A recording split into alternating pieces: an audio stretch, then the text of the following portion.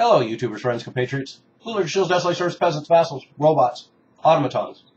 I'm a useful idiot, and today I want to talk about robotics and automation. And of course, this is a huge trend in culture in general. We've seen it a lot in military culture. It's moved to automated weaponry and a lot of computerization and a lot of interfacing with technology and humans being augmented by robotics as well as drones. And so the military move towards automation robotics just reflects a general trend in our culture. And it makes things cheaper. It makes things cheaper for the military. And now we have automation robotics making things cheaper for corporations. And this is a huge trend and something that has some very huge potential pitfalls. And that's what I want to talk about. Because a lot of the loss of jobs in America is blamed on outsourcing to China and our free trade agreements like NAFTA. And certainly that's true. And it is exponentially increased the flight of manufacturing out of the United States into other countries. But as it turns out, these other countries are going to have a lot to lose having these jobs outsourced to them as well. But we'll get to that later. So a little historical background. 200 years ago, 70% of American workers lived on a farm. And even 100 years ago, during the first Great Depression, up to 70% of people were independently employed. And automation has replaced all but 1% of those jobs. So 99% of the jobs that existed 200 years ago are now gone. And labor then moved to factories and manufacturing. But by the end of this century, the 21st century, 70% of the jobs we see around us now will be replaced by automation. And that trend is accelerating now, so we're going to see the repercussions of this long before the end of this century. And one of the reasons why this shift is happening is because all of this technology is beginning to be developed to a high degree and has become a lot cheaper. So it's a lot more feasible for corporations to use this technology.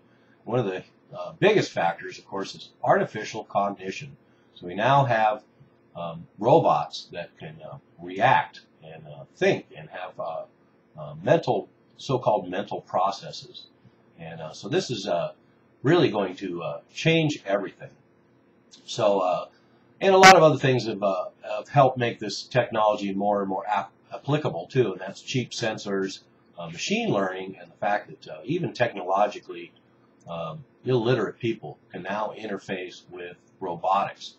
And so we're seeing robotics applied in all sorts of areas. We actually have musician robots who can improvise. We have robotic cops that use rubber bullets, shotgun shells, video cameras, and tear gas. We have robotic therapists. We have robotic teachers. They're now being used in California by the California school system to teach toddlers. We have robotic nurses that are all being used in over 150 U.S. hospitals now. And we also have robotic waiters. There's a restaurant in China called the Dalu Robot Restaurant, and it features computerized menus and robotic waiters. And we're seeing the technology advance so much that previously it's been warehouse work and harvesting field work and janitorial work and things like that have been replaced by robotics. But we're going to see more and more where retail clerks and cashiers and bank tellers, people who work at gas stations, are all going to be replaced with some form of robotics. And the fact that the artificial cognition has increased means that there's now software called narrative science where they can actually write medical and other paperwork and sports reviews and all kinds of things like that. And that's being used a lot more than people would imagine right now. And manufacturing is returning to the U.S., but it's returning in robotics. So even though there's claims now that manufacturing is returning to the United States in a big way, the jobs are not coming back. A good example of this is Flextronics in San Francisco that proudly boasts, quote, bringing jobs and manufacturing back to California, unquote. And yet they have a assembly line that runs 24 hours a day, 7 days a week with nearly all robots. So hardly bringing jobs back to California. And Apple Corporation alone plans to install 1 million robots in China to supplement its workforce, as they say. And this trend will continue because the higher the salaries, the bigger the benefits that workers demand, the greater the incentives to replace them. So corporations have a lot to gain by having robotics that can operate 24 hours a day, 7 days a week, no smoke breaks, no lunch breaks, no pensions, no raise demands, no health programs, no 401ks, the perfect employee. And to go back to a point I brought up earlier about outsourcing in China and free trade agreements, the historical trend has actually been that manufacturing has been in a constant decline for decades, back through the entire 20th century. So it's not a new phenomenon. It's because of increased productivity each decade due to more and more automation. So it's not really fair to blame outsourcing and NAFTA free trade agreements in China for all our job losses. It's actually a lot more complex than that. And but now we get to the real meat and potatoes. And the real meat and potatoes to me is the fact that what happens when we have this increasing trend, and we're going to see the results of it certainly in the next 10 years. Because look at the drone culture. The drone culture and automation robotics in the military has exploded over this last decade.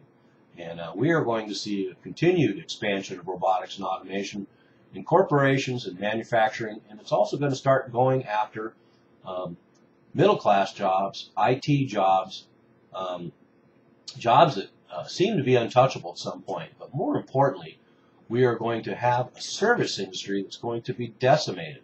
And that's where my warning comes in. That's the fact that globally, we are going to have more and more of the poor, unskilled labor classes not being able to find work because it's going to be automated. So it's not enough to have slave labor around the world. Corporations want robotic slave labor. They want workers that are machines and do not have to eat, sleep, breathe, or get paid. And but what are going to be the consequences? And ironically enough, countries like China, where all this outsourcing is gone, are going to truly feel the brunt of this. So imagine Apple Corporation operating in China, replacing 1 million workers with robots in China. So they're going to have a poor, unskilled labor pool with no access to employment. And that's going to cause a huge problem for China. And their manufacturing has little place to send its goods now, certainly within China. We have contraction in the consumer class in the United States and Europe, and China has not yet created a large enough service class or consumption class to sustain itself. So this, the fact that China is getting into this so late in the game, and the rise of their middle class, they're going to have some real problems when robotics and automation take over and they try to compete. But we're going to see that same trend globally. And so this has some ominous overtones looking into the future, certainly the next 10 or 20 years. What happens when we have a United States economy that is based on consumption and based on the service industry? Most of the jobs in the United States are now in the service industry. So as all of these, this pool of unskilled labor, the poor working class and the lower middle working class, their jobs are going to get replaced. So what's going to happen? Those jobs will not come back. And the fact is that these sectors of society and these classes are also reproducing. And so if you factor in immigrants, illegal labor, and the poor working class, and the expansion, the birth rate of these classes, we have a problem here.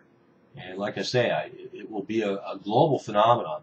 And so it's going to take a huge paradigm shift. And I've seen some rosy scenarios about automation and robotics creating a world where we reevaluate what the nature of labor is and go to 20-hour work weeks and readjust our entire economic way of thinking. But when I look at human nature and I look at corporate culture, I don't think it's going to be that well thought out. And I think as more and more jobs get replaced, particularly in the service industry, the lower classes, the working poor, the unskilled, when there are no more jobs for those people, we've got a serious problem on our hands globally. So I hate to be a buzzkill, but this is something we all need to keep an eye on. And I don't see any answers out there right now for what's going to happen when we have all these pressures on full employment in Europe and America right now. The powerhouses, supposedly the powerhouses of employment.